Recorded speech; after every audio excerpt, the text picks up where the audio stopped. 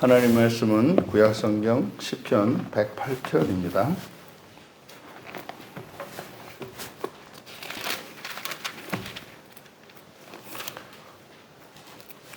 우리 같이 한 목소리로 함께 읽겠습니다. 하나님이여 내 마음을 정하였사오니 내가 노래하며 나의 마음을 다하여 찬양하리로다. 비파야 수금아 깰지어다. 내가 새벽을 깨우리로다. 여호와여 내가 만민 중에서 주께 감사하고 문나라 중에서 주를 찬양하오리니 주의 인자하심이 하늘보다 높으시며 주의 진실은 궁창에까지 이르나이다. 하나님이여 주는 하늘 위에 높이 들리시며 주의 영광이 온 땅에서 높임 받으시기를 원합니다. 주께서 사랑하시는 자들을 건지시기 위하여 우리에게 응답하사 오른손으로 구원하소서.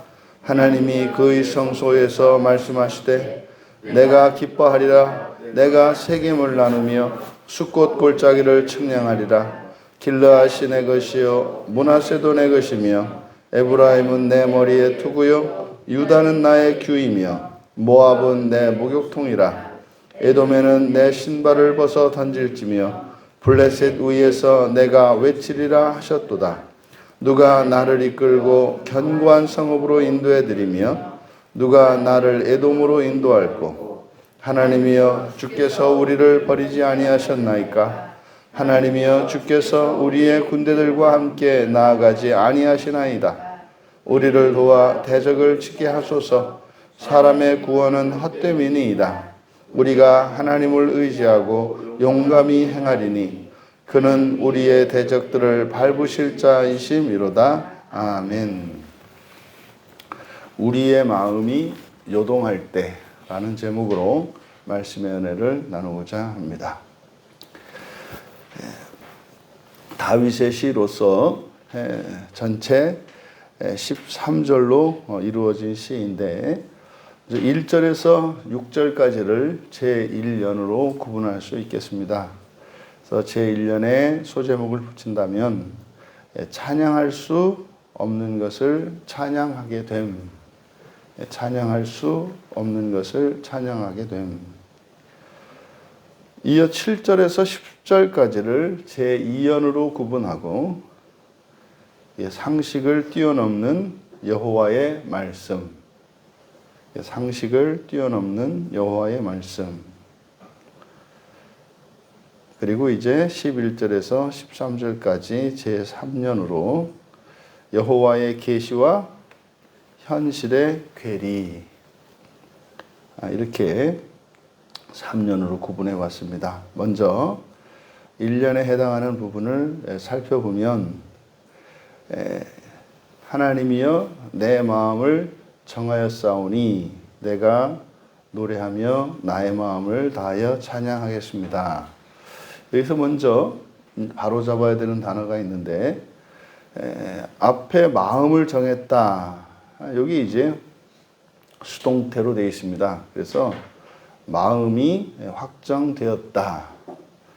마음을 정했다가 아니고 마음이 확정되었다. 이렇게 이제 수동태로 쓴 것은 그러니까 마음을 확정한 것과 마음이 확정된 것은 어떤 차이가 있느냐? 마음이 확정되었다 이렇게 이야기할 때는 확정되기까지의 그 기다림의 시간이 있었던 것을 나타내죠. 이제 됐습니다. 이런 표현이기 때문에 그렇습니다. 그래서 마음을이 아니라 마음이 확정되었다. 그리고 뒤에 내가 노래하며 나의 마음의 밑줄을 치시고 여기는 마음이라고 번역을 했는데 마음이라고 번역한 이 단어가 보통 영광으로 번역되는 카보드입니다. 카보드가 여기에 쓰이고 있어요. 그러니까 이 카보드를 그냥 나의 영광이니까 이게 번역하기가 좀 애매한 거예요. 근데 이 카보드라는 말이 원래의 그 사전적인 의미는 무게라는 뜻이거든요. 지금은 숫자가 크면 화폐의 단위가 크지 않습니까? 이때 당시에는 화폐를 사용하지 않고 이제 금이나 이런 보석류 등을 이제 이런 귀금속 등을 사용했단 말이죠. 주로 금과 은, 뭐 동, 철 이런 것들을 사용했죠. 그래서 무거운이라는 뜻인데 이게 이제 보통은 영광이라는 의미로 쓰여요. 그러면 지금 이 시에서는 앞에 마음의 상대어로 이 카보드를 쓰고 있기 때문에 이 카보드는 육체를 의미합니다. 그래서 육체라고 하는 것은 사람의 무게를 가지고 있는, 그러니까 우리의 몸을 나타내는 것이고, 마음은 무게가 없는 것으로 이렇게 지금 시인이 이해한 것으로 보입니다. 그래서 나의 마음이 확정되었으니 이제는 내 육체로, 내 몸으로 이렇게 되는 거죠. 내 육체로 노래하고 연주할 것입니다. 비파야 수구마 깰지어다 내가 새벽을 깨우리로다. 여기도 비파야 수구마 깰지어다. 여기도 내가 새벽을 깨우리로다 이렇게 되어 있습니다만 아침이 깨어나게 할 것이다. 의미상으로는 비슷합니다만은 새벽을 깨우겠다 이것이 아니라 아침이 깨어나게 할 것이다. 수동태 표현을 씁니다. 여기도. 그러니까 이것은 새로운 아침을 만들겠다는 선언이에요. 그러니까 지금 1절과 2절에 있는 내용은 1절과 2절의 내용을 미루어 짐작건데 신자의 마음이 요동하게 된 어떤 사건이 있었어요. 그것이 정확하게 어떤 사건인지는 모르겠습니다만은 이제 뒤에 나와 있는 내용들을 보면은 이게 전쟁과 관련된 어떤 사건인 겁니다. 그래서 다윗이 왕이었을 때 이제 전쟁을 해야 되는 상황인데 이게 지금 만만치 않은 상황이고 그것 때문에 마음이 굉장히 흔들리는 그런 상황이 일어난 겁니다. 어떤 사건인지는 몰라요. 그래서 어떤 사건에 의해서 다윗의 마음이 요동치기 시작을 한 거예요. 그러다가 마음의 안정을 찾은 거죠. 그게 이제 1절의 상반절인 거예요. 내 마음이 확정되었사오니 이제 마음이 정해진 걸 말해요. 그 다음에 이제 그 확신이 이제는 그렇게 불안해 떨고 있었는데 그리고 마음이 불편했었는데 이제 오히려 다윗이 찬양하게 된 것을 이야기합니다. 그리고 나서 이제 다음 날 비파야 수구마 깰지어다 내가 새벽이 아침이 깨어나게 할 것이다. 그러니까 이것은 마치 이제 전쟁의 상황이라면 이제 밤이 지난 아침에 이제 전투를 개시하기로 결정한 것으로 보입니다. 그러니까 이거는 지금 새로운 아침이죠. 어제까지 마음이 요동치고 불안한 상태였는데 이제 그 마음의 평안을 찾았고 찬양할 수 있게 된 겁니다. 그래서 이제는 자신의 무엇이 아니라 믿음으로 이제 전투를 시작할 것을 결정한 거죠. 그리고 이제 3절에서 만민 중에서 주께 감사하고 문나라 중에서 주를 찬양할 것이다. 그러니까 이거는 이제 승리를 확신하고 있는 거죠. 근데 4절에 왜냐하면 이유입니다. 그러니까 3절에서 이렇게 찬양하겠다고 한 그 이유 4절인데 주의 인자하심이 하늘보다 높고 주의 진리, 진실이라고 되어 있습니다만 진리. 주의 진리는 궁창에 밑줄 치시고 궁창이 아니고 구름입니다. 구름까지 이르기 때문입니다.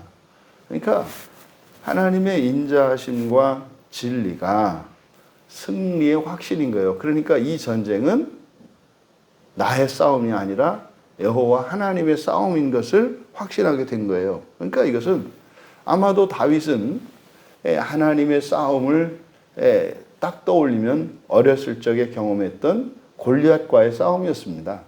그 어린 시절 골리앗 앞에 섰을 때 산과 같았던 골리앗에게 그저 그냥 엄지손톱만한 물맷돌을 던져서 넘어지는 걸 봤지 않습니까? 그 돌을 맞았다 그래서 그렇게 그 거인이 넘어질 그런 게 아니거든요. 하나님이 어떻게 하시는지를 이미 경험을 했거든요. 사실은 그 싸움이 하나님의 싸움이 어떻게 이루어지며 승리는 자신의 무엇이 아니라 하나님, 여호와 하나님에 의해서 이루어진다는 걸 봤습니다. 그것을 인자하심이 하늘보다 높다. 주의 진리는 구름까지 이른다. 확신을 가지게 된 겁니다. 그러니까 이 싸움의 능력은 군대도 아니고 군대의 숫자도 아니고 또 뭐 군대의 강력함도 아니고 여호와 하나님의 싸움이라고 하는 것을 확신하게 된 거예요. 이어서 이제 5절에 하나님이여 주는 하늘 위에 높이 들리시고 주의 영광이 온 땅에서 온 땅 위에 온 땅에서 높임 받기를 원합니다. 그러니까 이 승리는 나의 승리가 아니고 하나님의 승리입니다. 이 얘기죠. 그래서 주께서 사랑하시는 자를 건지시기 위하여 우리에게 응답하사 오른손으로 구원하소서. 여기는 좀 문장을 직역해야 될 필요가 있는데 당신께서 사랑하시는 자들이 당신의 오른손으로 구원받게 하시려는 뜻이 이루어지게 하소서. 당신께서 사랑하시는 자들이, 그러니까 여기도 사랑하는 자들을 이렇게 돼 있지 않습니까? 그러니까 자들이 당신의 오른손으로 구원받게 하시려는 뜻이 이루어지게 하소서. 그리고 응답하소서. 그리고 이제 현지에서 어떻게 했어요? 돌격 앞으로 이렇게 했겠죠. 그러니까 바로 이 1년에서 어떤 사건이 일어나서 그것이 도저히 찬양할 수 없는 상황이었습니다. 근데 그것을 이제 하나님의 뜻을 깨닫고 이 싸움이 자신의 싸움이 아니라 하나님의 싸움이라는 것을 깨닫고 그것이 믿어지면서 이 전쟁에서의 승리를 확신하게 되었고 그 소망의 하나님을 찬양하게 된 것을 1년에서 이야기한 겁니다. 근데 제2연에서 이제 그럼 어떻게 사실은 이 1년에 일어난 1년의 이 사건을 이제 설명하는 게 2년과 3년이에요. 어떻게 다윗의 마음속에 이런 일이 일어났는가? 그러니까 사실은 2년과 3년은 1년의 중간에 들어가 있는 거죠. 근데 1년에서 전체를 노래한 다음에 2년에서 하나님이 그의 성소에서 말씀하시되 내가 기뻐하리라. 내가 세 계명을 나누며 숫꽃 골짜기를 측량하며 쭉 해서 7절에서부터 이 10절까지 이게 이제 여호와 하나님의 말씀이에요. 여호와 하나님의 말씀. 여기에 쭉 나와 있는 이 내용이 무엇을 의미하는가 하면 전부 내 것이다. 내 땅이다. 내 것이다. 이 말이에요. 그래서 세겜을 나누며 여기서 나눈다라고 하는 게 할라크입니다. 할라크는 몫으로 나눠준다는 뜻이에요. 몫으로. 분깃이라고 하죠. 분깃이라는 뜻입니다. 그러니까 세겜도 분깃이고 숫꽃 골짜기를 측량하겠다. 숫꽃 땅에도 측량하겠다라고 하는 것은 내 영토 안에 있다는 뜻이에요. 내 영토다. 길르앗도 내 것이고 므낫세도 내 것이고 에브라임도 내 머리에 투고 내 것이고 유다도 나의 규 내 것이고 모압도 내 것이고 목욕통이 내 것이다 이 말이에요. 에돔도 내 것이고 블레셋도 내 것이다 이 말이에요. 전부. 그런데 하나님의 것인데 지금 싸움은 적이란 말이에요. 그러니까 이 이연을 통해서 알 수 있는 게 여기에 있는 이스라엘, 그 이스라엘 주변에 있는 어떤 나라와 지금 불리한 싸움을 하게 된 상황인 거예요. 그러니 그것 때문에 다윗의 마음이 요동하게 된 겁니다. 아니면은 뭐 협공을 받았든지 말이에요. 그때 바로 하나님의 음성, 이게 기도를 했던 거죠. 하나님, 이거 지금 어떻게 합니까? 어떻게 이런 일이 났습니까? 큰일 났습니다. 기도한 거죠. 그때 하나님의 응답을 받은 거죠. 야, 그거 내 땅인데? 그거 내 백성인데? 그것도 내 것인데? 아니, 무슨 말씀이에요? 지금 쳐들어와서, 이 언약의 백성이 위태로운 지경이 됐는데 무슨 소리예요? 그러면서 이제 마지막 10절에 누가 나를 이끌어 견고한 성읍으로 인도해 드리면 누가 나를 에돔으로 인도할꼬. 이게 뭡니까? 이미 이루어 놓으신 승리에 누가 참여할 것인가 이거죠. 사실은 이게 우리네 인생살이거든요. 우리에게는 이미 승리가 확정되어 있습니다. 우리의 승리는 뭡니까? 부활이죠. 이미 확정되어 있습니다. 그런데요, 그 부활에 누가 참여할 것인가? 누가 부활의 인생을 살아갈 것인가? 이렇게 물어본 거죠. 이에 대해서 다윗의 마음이 이제 어떻게 변해서 이제 찬양하게 됐는지 3년에서 설명하는 겁니다. 하나님이여 주께서 우리를 버리지 않으셨습니까? 아니 무슨 소리세요? 하나님 이게 뭐 하나님 거라니요. 지금 당장 죽게 됐다니까요. 무슨 소리 하세요? 주께서 우리 군대들과 함께 나아가지 않고 계시잖아요. 즉 우리가 지금 먹혀서 우리가 저들의 것이 되게 되어 있잖아요. 이게 지금 다윗이 요동치던 마음의 상황입니다. 우리를 도와 대적을 치게 하십시오. 사람의 구원은 헛됩니다. 네, 우리를 도와주셔야죠. 우리를 도와주셔야죠. 네, 우리의 힘으로는 이게 불가능합니다. 사람의 구원은 헛되입니다. 그런 의미죠.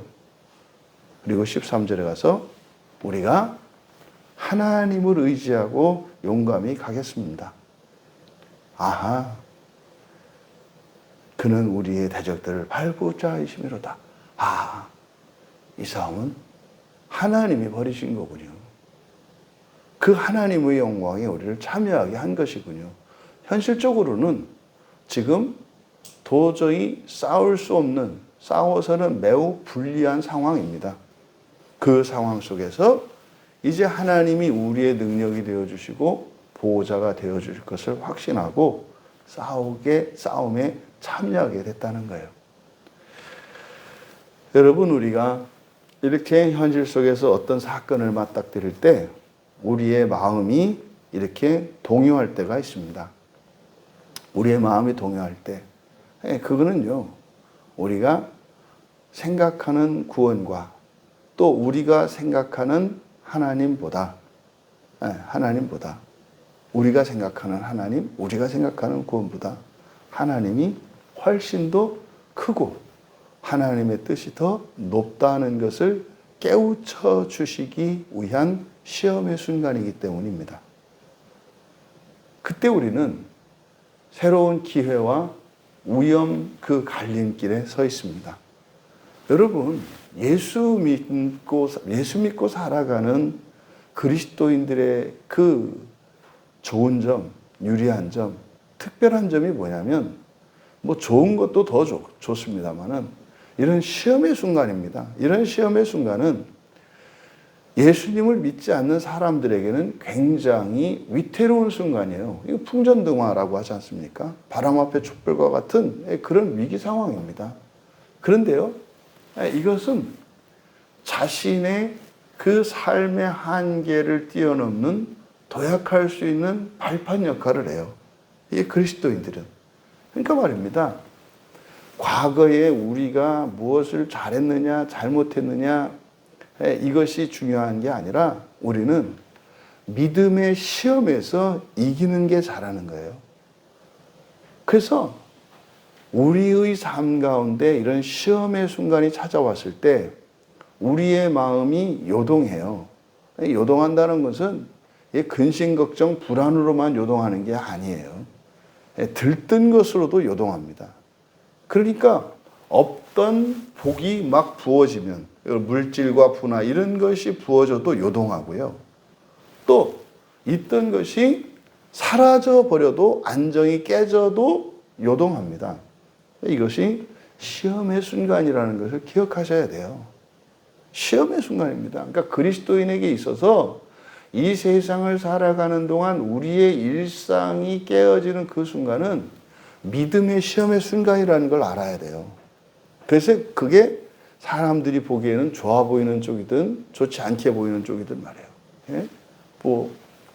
그저께 그 범죄에서 1등 뭡니까? 로또 복권이 7번인가 당첨된 집이 있어가지고 거기서 뭐 이렇게 살려고 막 인산인해를 이뤘다면서요.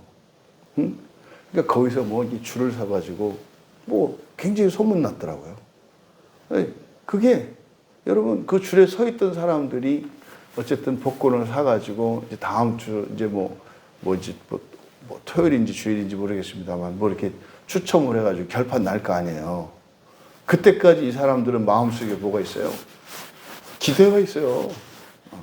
이게 꼭 될 것 같은. 아무리 봐도 이게 될 것 같은. 그래서 어떤 사람들은 벌써 걱정하고 있다고요. 이거 1등 되면 이 돈을 어디다 쓰냐. 막 이제 이렇게 걱정하고 있다 이 말이죠.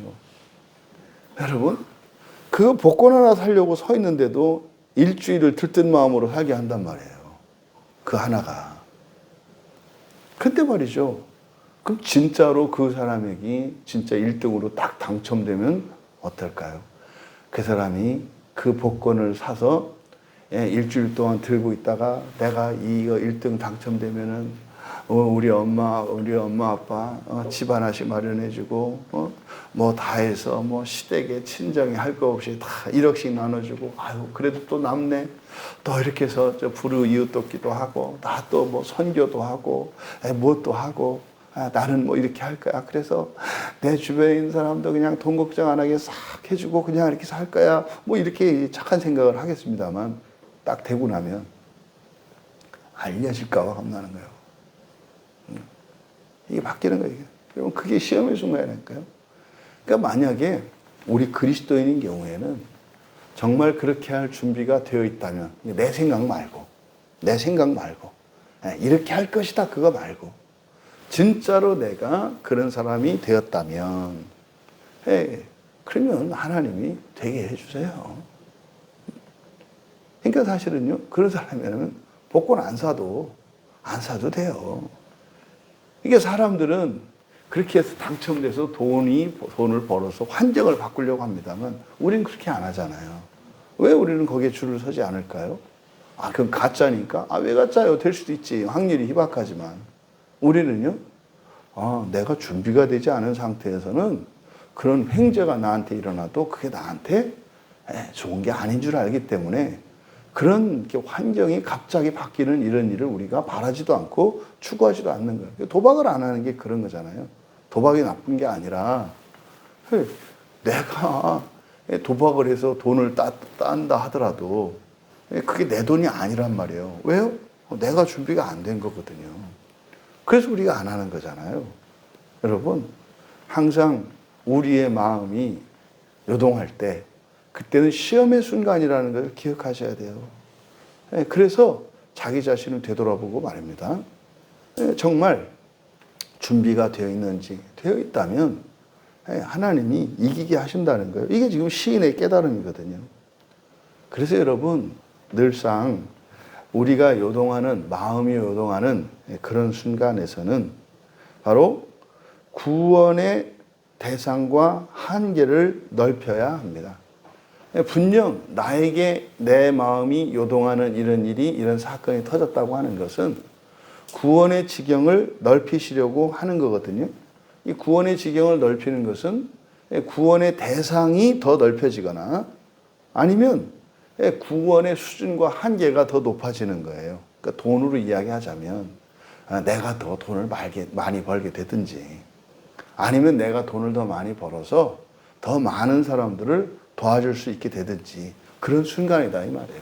그러면 내가 그런 사람이 되었는가?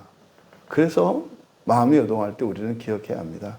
하나님의 구원은 내가 생각하는 것보다 훨씬 더 높고 크다는 거예요. 그래서 하나님이 지경을 넓혀주시려고 할 때 그런 우리의 마음이 요동하는 일이 일어난다는 거죠. 기억하셔야 합니다. 하나님은 만유의 하나님이세요. 그리고 나만의 하나님이 아니라 이 세상 모든 사람들의 하나님이라는 걸 기억하셔야 돼요. 우리가 병원에 가면은 의사 선생님이 나만 고치는 게 아니라 그 병원에 온 모든 환자를 고치잖아요. 그래서 내가 번호표 뽑고 그 아픈 몸으로도 그 의자에 앉아서 내 순서를 기다리잖아요. 아파 죽겠는데 말이에요. 왜요? 모든 환자를 그 의사 선생님이 다 봐야 하거든요. 마찬가지입니다. 우리 인생 가운데 일이 좀 틀어지고 하는 이런 일들은 그것과 관련되어 있어요. 근데 중요한 건 뭡니까? 이놈의 병원, 사람 기다리게 하고 말이야. 도대체 뭐 이거는 할 적이 없어. 간단 말이죠. 가가지고 다른 병원으로 가면 될 줄 알았지. 웬걸 거기도 사람이 있네. 그래도 갔으니 또 어떻게 뭐 옮겼으니까 억울하잖아요. 그게 또 기다려야죠. 근데 기다리다가 보니까 해도 여기 또 너무하잖아요. 그래서 또 다른 병원 갔다는 거 아닙니까? 결국에는 원래 있던 병원 와가지고 맨 꼬레비로 가서 했다는 거 아니에요. 앉았으면 진작에 그냥 할 수 있었는데 돌고 해서 결국에는 단골병원으로 와가지고 끝에서 그냥 간신히 시간 지났는데 의사 선생님이 그냥 퇴근하려고 하다가 손 씻고 와가지고 그래서 결국에는 꼴찌를 했다는 거 아니에요. 여러분, 우리가 인생을 살아갈 때 우리의 마음이 요동하는 시험의 순간이 찾아옵니다. 그때 우리가 기억해야 돼요. 하나님은 모두의 하나님이시다. 모두의 하나님이시다. 그리고 우리 모두의 하나님은 반드시 소망의 하나님이시다라고 하는 것을 우리가 기억해야 합니다. 그래서 그렇게 사람들이 불안해하고 두려워하는 그런 마음이 요동치는 순간, 이거 못 견디잖아요. 그때는 뭐다? 기회다. 기회다. 그래서 우리가 일부러 그렇게 마음이 요동치는 그런 시험 속으로 일부러 맞닥뜨리지는 않을지라도 여러분 인생에 찾아오는 이 모든 시험을 위험에 빠지고 악에 빠지는 것이 아니라 기회로 삼을 수 있는 복된 여러분들 다 되시기를 주님의 이름으로 축원합니다. 존귀하신 하나님, 저희들이 살아가는 인생이 시험의 장인 것을 잊지 않게 하여 주시고 저희들이 이 세상에 태어나 살아가는 인생 자체가 끊임없이 연단되며 끊임없이 거룩해지기 위한 것임을 늘 기억하게 하옵소서. 우리의 마음이 요동치는 그런 순간에 이것이 영적인 시험인 것을 깨닫게 하여 주시고 우리 인생에 일어나는 모든 일들이 하나님의 주권 안에 있으며 언약 안에 있음을 기억하게 하셔서 사람의 능력과 사람의 힘으로가 아니라 하나님의 선하심과 하나님의 인자하심으로 승리를 소망할 수 있는 저희들이 되게 하여 주시옵소서. 감사하며 예수님의 이름으로 기도하옵나이다.